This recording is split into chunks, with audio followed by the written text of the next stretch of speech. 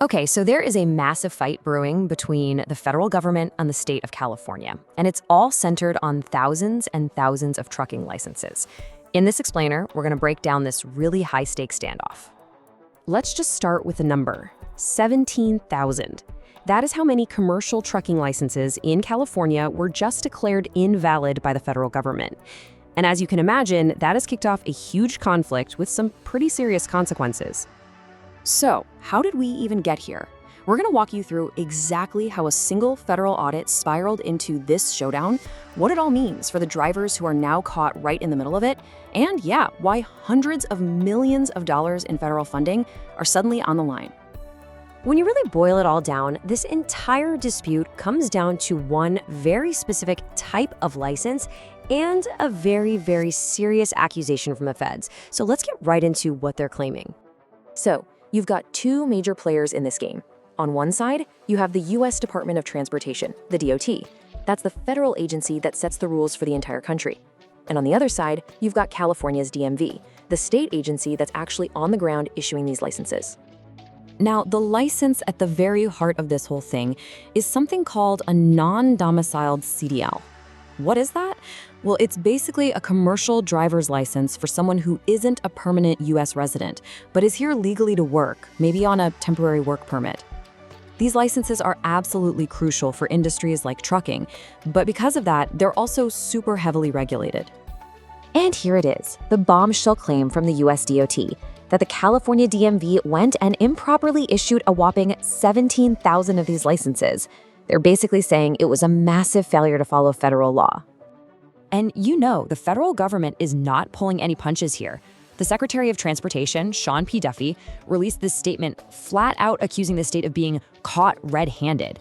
This is not your typical bureaucratic squabble. This is pointed, direct language. So, a bold claim like that needs some serious backup, right?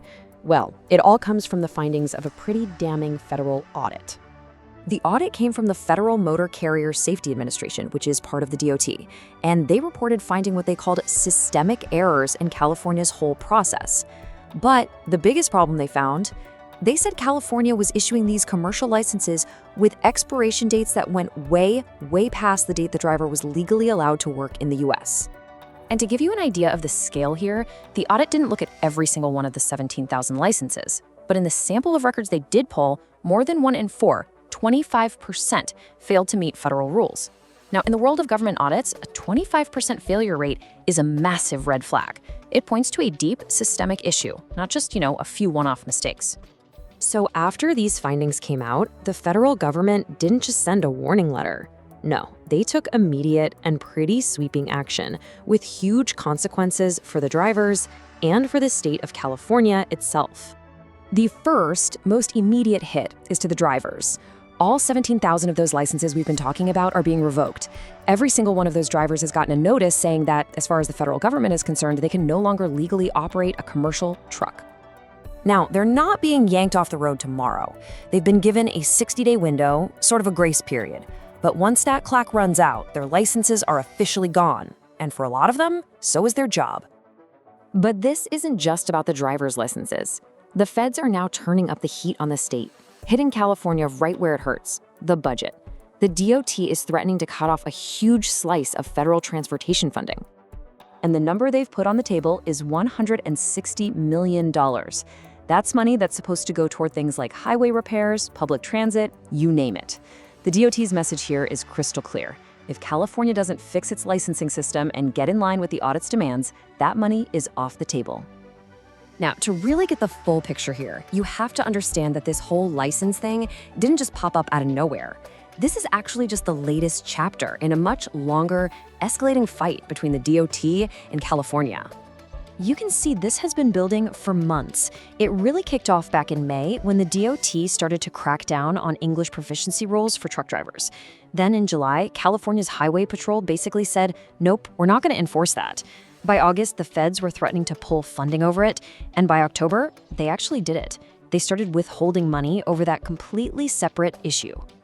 And get this, even before this new battle over the 17,000 licenses, the federal government had already cut off over $40 million from California because of that English proficiency fight.